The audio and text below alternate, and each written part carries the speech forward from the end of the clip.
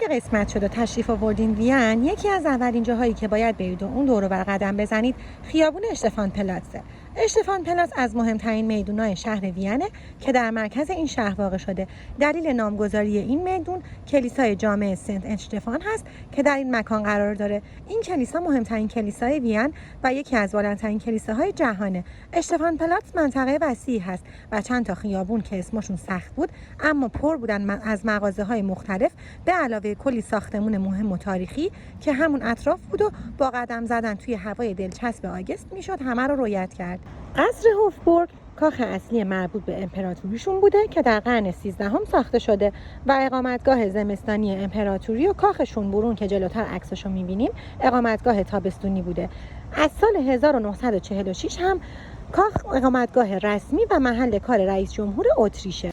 ماریا ترزیان پلاتز یا میدون ماریا ترزا میدون عمومی بزرگ شهره که از طرفین میدان دو ساختمان نزدیک به هم قرار دارن، موزه تاریخ طبیعی و موزه تاریخ هنر. این ساختمان‌ها تقریباً یکسان هستن به جز مجسمه‌های روی نماشون که با هم متفاوتن. اینم ساختمون پارلمانشونه که به سبک یونانی ساخته شده و همونطور که میبینید مثل خیلی از ساختموناشون از مناظر زیبا محسوب میشه.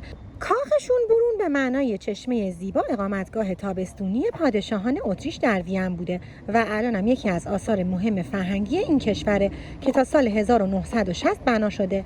این کاخ یکی از جاذبه‌های مهم توریستی در شهر وین به شمار میاد که عمارت‌ها و باغ‌هاشون نشون دهنده سلیقه‌ها، علایق و آرزوهای پادشاهان این کشوره. کمتر پیش میاد کسی به وین سفر کنه و یه سر به پراتر نزنه. چرخ و فلک عظیم پراتر، وورستل پراتر که در سال 1897 ساخته شد، توی پارک عمومی پراتر قرار گرفته و قدیمی ترین شهربازی دنیا به حساب میاد. این چرخ و فلک به اندازه‌ای محبوبیت پیدا کرده که به عنوان یکی از سمبول‌های وین شناخته میشه. ما که کلی حال و هوامون عوض شد با فضای شاد و سرگرمی‌های این شهربازی جذاب. خب از هر چه بگذریم شنا و آبتنی از همه چیز خوشتره، به خصوص تو هوای گرم تابستون.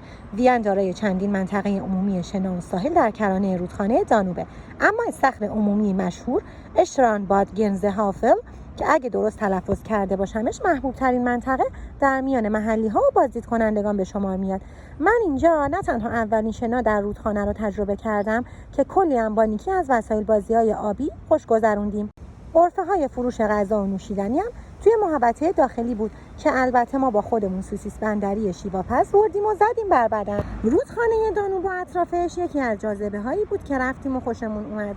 علاوه بر ساحل و فضاهای بازشنا، اطراف رودخونه پر بود از کافه و رستوران های باحال که البته بعد فهمیدیم فصلی هستن و گویا با شروع فصل سرما برچیده میشن. دو طرف رودخونه با این پل به هم وصل میشد و منظره زیبایی از دانوب به نمایش میذاشت.